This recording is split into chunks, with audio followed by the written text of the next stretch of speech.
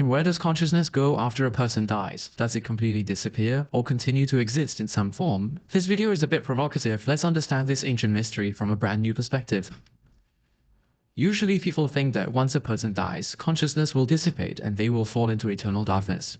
But in reality, there may be some misunderstandings here. For example, everyone should have experienced deep sleep without dreams, where there are hours of blank consciousness. The key is that we can't perceive this blank period. Similarly, people who have undergone general anesthesia will have similar experiences.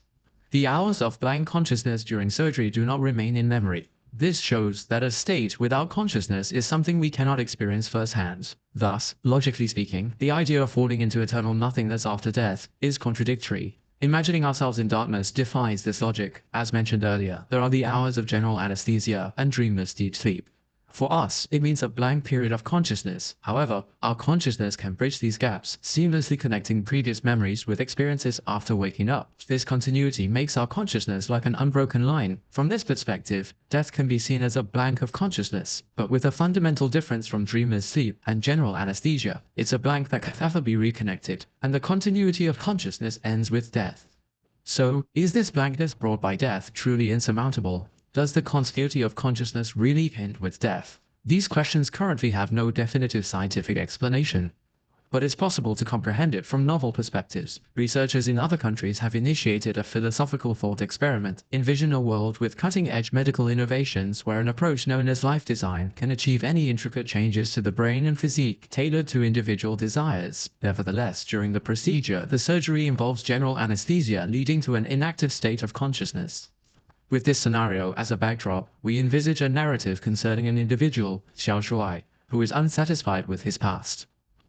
Xiao Shuai opts to partake in the life design operation. The medical specialists alter his figure to be more robust and visually appealing, fulfilling his desires. Subsequent to the surgery, Xiao Shuai emerges from the anesthesia with the physique of his dreams, eager to embark on a novel existence. Throughout this transformation, Xiao Shuai overcomes the anesthesia-induced lapse in consciousness without experiencing any discontinuity. Nonetheless, he eventually becomes discontented once more. So he decides on more drastic modifications. He even requests a complete change of personality and memory. Again undergoing general anesthesia and surgery over days, Xiao Shuai wakes up with a new personality and rewritten memories, essentially becoming a different person. He then names himself Zhen De Shuai, with his new personality and memories. Thus, what is our interpretation of Xiao Shuai's alterations? His physique and character have shifted profoundly. Is it correct to assert he has transformed into a different being? Assuming he is an altered person, is it accurate to declare that the original Xiao Shuai has perished? In terms of the concept of conscious continuity, the awareness before and after an operation are linked, implying little Shuai has not perished. Even if there are complete changes to his physical form, character, and recollections, we can't declare the original little Shuai is no longer alive if the sequence of awareness is intact. We must point out that awareness spans more than just memory. It encompasses perception, self-consciousness, feelings, and life events, with memory being merely a component. Before discussing whether consciousness disappears due to death, there's a crucial point. Does the existence of consciousness depend on the brain and body? If consciousness relies on the brain and body, then when the body dies, consciousness would also vanish. Let's change our approach and analyze this question from the perspective of string theory. String theory proposes that the world we live in may not just be a three-dimensional world, but could potentially have as many as 11 dimensions. In other words, this could mean there are higher dimensional worlds that we cannot perceive. Although string theory currently remains theoretical and hypothetical due to limitations in existing technology that prevent us from detecting beyond the three-dimensional world, it demonstrates high coherence in mathematics. Therefore, theoretically, higher dimensional worlds could exist and provide another possibility for the hypothesis that consciousness does not depend on the brain and body. Nobel laureate Roger Penrose proposed an interesting quantum brain theory in his 1994 book, The Emperor's New Mind. This theory aims to explain what human consciousness really is. Penrose believes that consciousness is not fixed to a particular place or time, but has the magical property of existing in multiple states simultaneously. This implies that consciousness is a special existence that transcends ordinary physical laws and is not necessarily limited to the brain and body.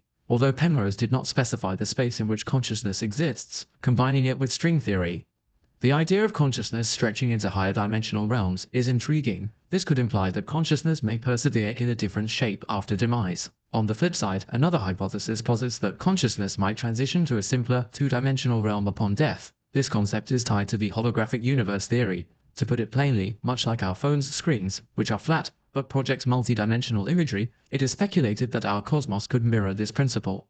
In essence, the three-dimensional world we experience daily, with its height, width, and length, might actually be an image or something created by a two-dimensional world. Based on this viewpoint, post-death consciousness could return to that two-dimensional world that creates everything. Whether supporting higher dimensional or lower dimensional theories, they share a common notion.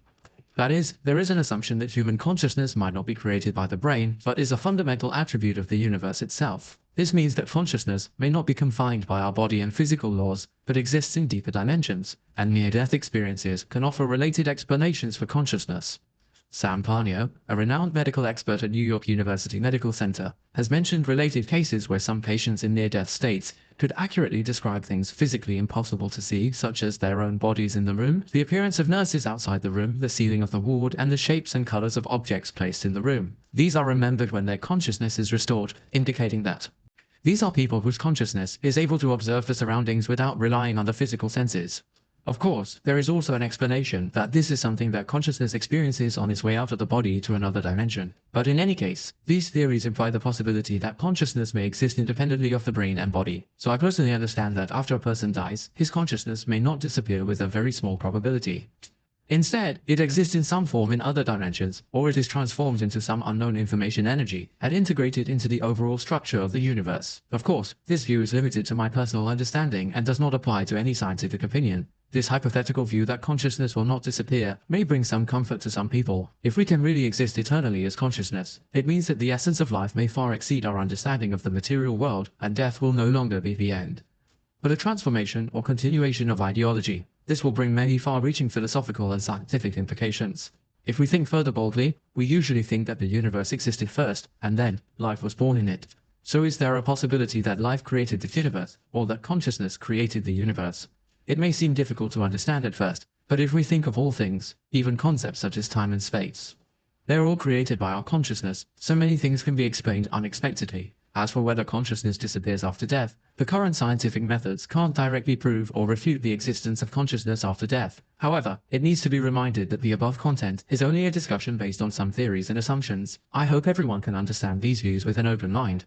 I believe we can all get the answer in the future.